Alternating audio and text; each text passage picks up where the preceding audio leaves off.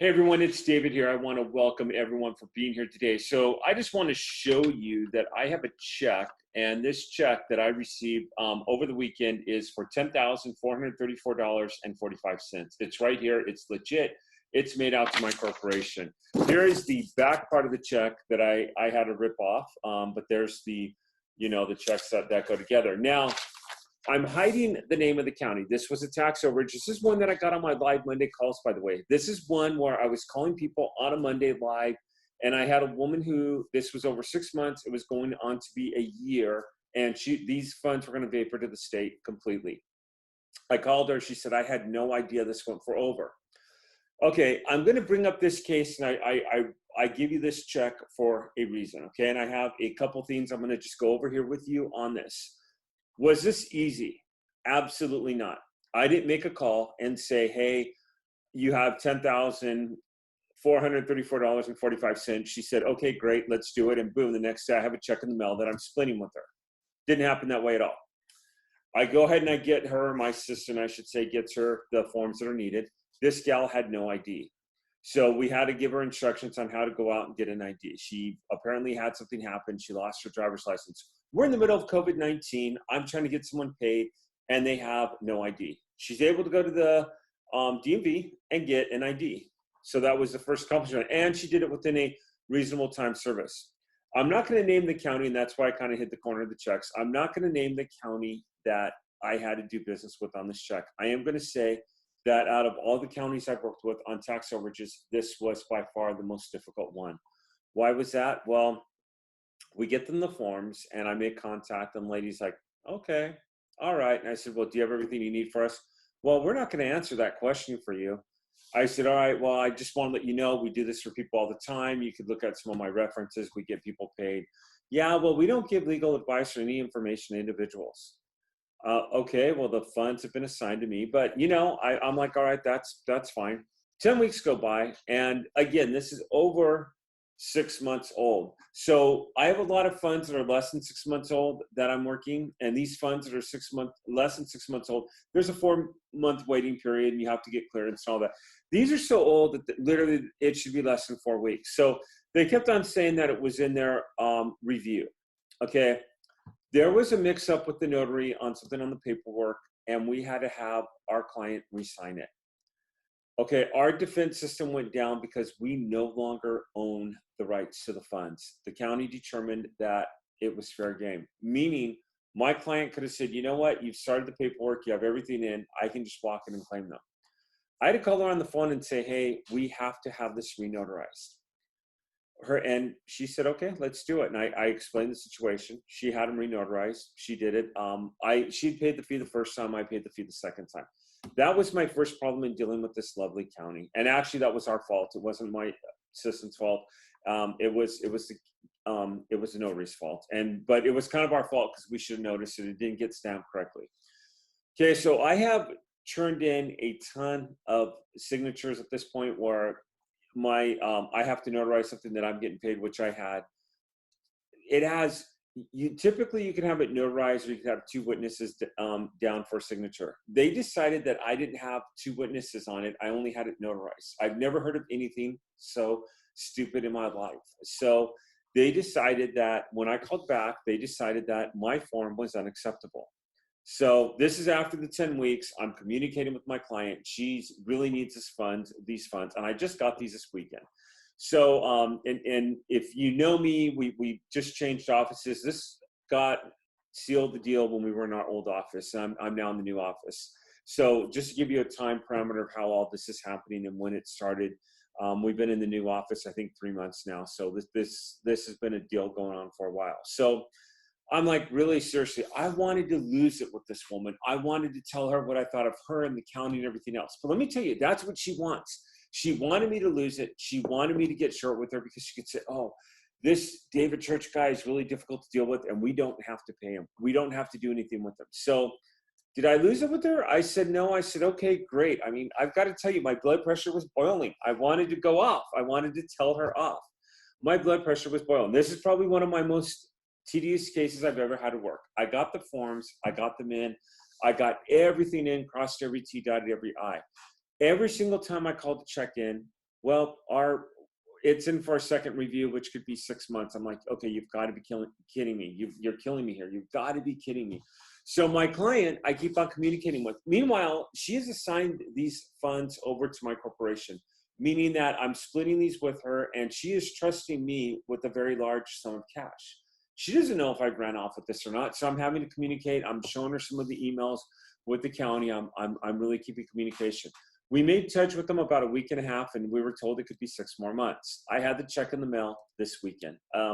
I will send the county a thank you letter. Maybe I should send that lady like a box of chocolates. Like, hey, here's just a huge thank you. You know what? I think I'm going to do that. I think I'm going to send her some chocolates, or I'm going to send her something just saying, hey, it's been a pleasure doing business with you. So a few things that I want to go over. I mean, there's so many messages within the messages. You have to have determination in this business. Again, most of my deals that I have worked with, I send in the paperwork, and depending, like I have one right now that's coming in December because it's or later because the auction's not that old, and it's a probate, and again, people are generally really good to work with. I have others.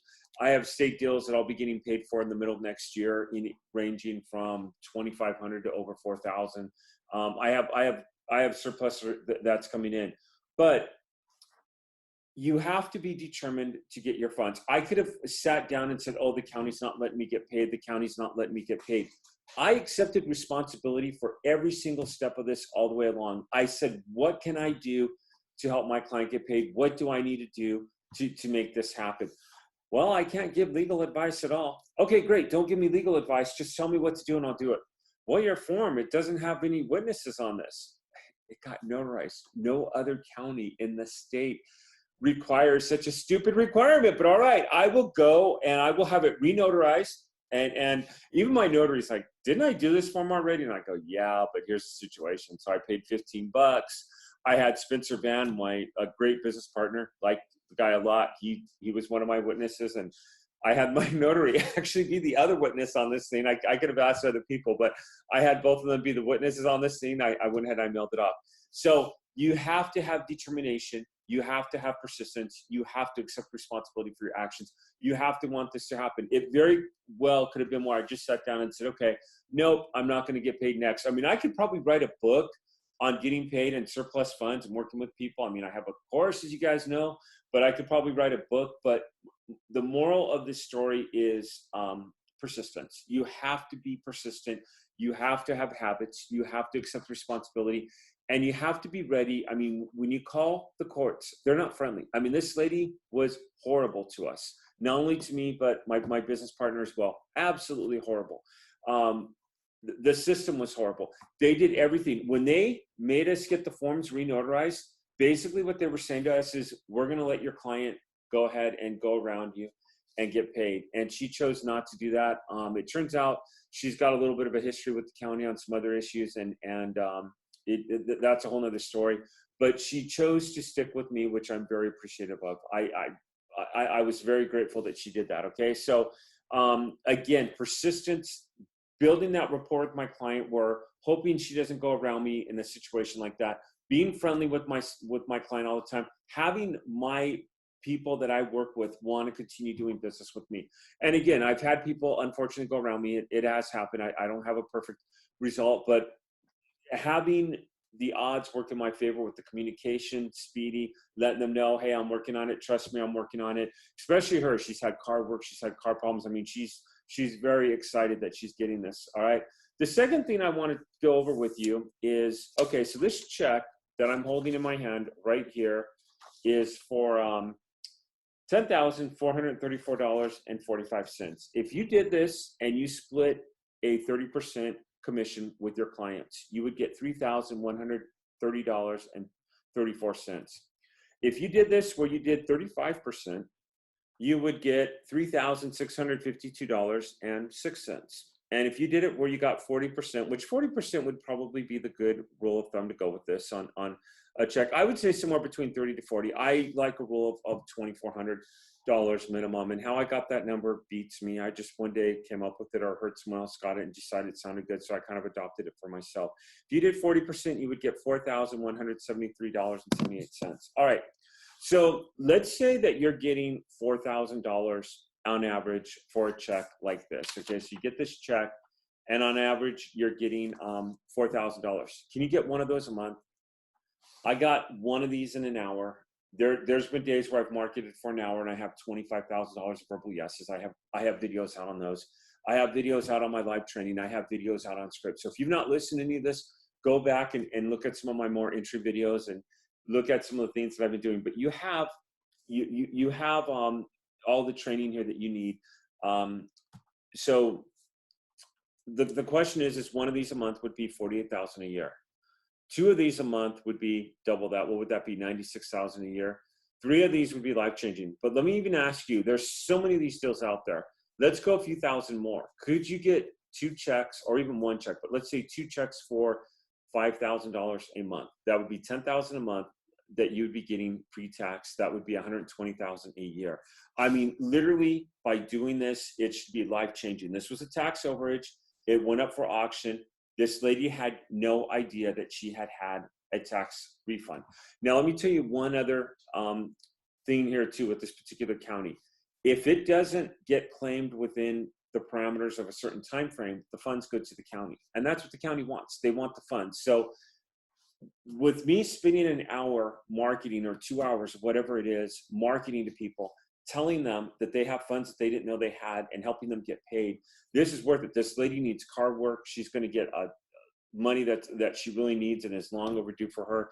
And she's got issues that she wants these funds and to be able to have them. Hopefully she'll give me a referral. And I've had people do that. Like the other day I was on a state fund deal and I got a hold of someone's cousin, a gal that was really friendly to talk with. And she said, can you tell me if I have any state funds or not? And then she started telling me about cases and other things that were kind of old, took my information. That's the kind of rapport you want to be building with people. But let's go back to this, right? So this is a tax overage, 1 hour of marketing, okay? And you're making somewhere between $3,000 to $4,000. Let's go with the higher amount. Let's say $4,000. If you get one of these a week, I mean, literally getting one of these a week is not that hard to do, okay? But you have to be determined. You have to be persistent. You have to be marketing. And I know I'm saying a lot here, and I thought this would be a 2-minute video, and it's ending up being a little bit longer because there's so much I could say. But a few weeks ago, I made $25,000 in verbal commissions in one hour. I mean, I was on a high. In actuality, it was a cold calling live. All the warriors were listening to this, and literally it was yes, yes, yes, yes. And I'm like, okay, guys, I go, this is an insane Monday. I never have these kind of Mondays, but literally 25,000 in 1 hour, which was insane. The very next day I go to market and I try people, and I got a hold of one family, 3 siblings, none of them are talking. And each one of them vented about the other one and just said, I'm not interested in anything, not speaking to their deceased parents or each other. Click, click, click. Usually in a case like that, I can get a hold of one person and I could say, hey, you know, can we work with the others? And then the others, and I've had situations like this before. Not one person would talk to me in that family, and several other people was a day where I had no luck at all. I got home that day, and there's a guy, very similar commission to this one. I think his is like around 15. I'd have to look, but I had Facebooked messaged a guy in out of the country and Ecuador who had these funds. And I'd Facebooked him in English and Spanish. He Facebooked me back in Spanish. We have started the process. I don't have it under contract yet. We had started the process. My point that I'm saying here is you have to be persistent in this business. You have to be willing to chase people. You have to be persistent. You have to be able to know why you're going after the funds that you're going after. For me, why am I doing this? I'm picking my son up from school today. And yes, today's his first day of school. Yes, I've been wanting my kids to go back to school with COVID. It's been very helpful. My kid's in kind of an advanced learning preschool, actually pre-K, my oldest, and I've been wanting him to continue this. And we're probably going to eventually homeschool. It's a whole other story, but I've been wanting this. But I will be there when school's out to pick him up. And for me, that's awesome. I will be taking my youngest out to the beach one morning this week, and we will be doing some boogie board. I'm trying to teach both of my kids how to surf eventually. My kids will be learning business tactics. I like having the family, okay? I like being able to be there. It's been a blessing from God to be able to be the dad that I want to be to my kids, the husband I want to be to my wife. And don't get me wrong, I need to be around more. There's more that I could do. But part of my why is my family. I have a lot of other whys, okay? Now, I have one other problem that I have right now that I can deal with. So I went to go, I have to take this check in the bank because it's too large. I can't snap it with my phone because I totally forgotten and started to do it. And they're like, this is check's too large, must take in a branch. I can deal with that. I could deal going to Chase. I'll put on a little mask, walk in and deposit this check. That's why I made a couple copies of it. Cause I'm like, all right, I won't be able to keep the copy of it here in the office, but yeah, just a nice problem to have. But guys, again, my theory here is be persistent in this business. Realize the why people are treating you the way that they're treating you. There's a lot of fraud out there. The county might think that I'm taking advantage of this woman. They probably want to keep the funds for themselves. In fact, there's no doubt in my mind that they do. I'm very happy that I was able to jump through the hoops I did. I wanted to so badly go off. And it's like, if I had gone off and told the lady off like I wanted to, when she wasn't giving me any information, they were being very much, and if I had told them off, like I said, it would have been like, okay, we're not going to do business with JD Vista. And JD Vista is my corporation. We're not going to do business with them. They tell us off, we'll refuse it. We'll refuse our business. Let me tell you, that's what they wanted. They wanted me to go off on them. And I played their game at my level, very polite, overwhelmed them with kindness and thank you. I appreciate your time. Have a great day. I mean, in my calls, don't get me wrong. I wanted to so bad. I mean, it was like a trying of my patience like you would not believe. I'm glad I ended this the way I did. Hey guys, happy Monday. Hope everyone's having a good day today. Always a pleasure to do these videos, and thank you for listening to me. I'll see you on the next one.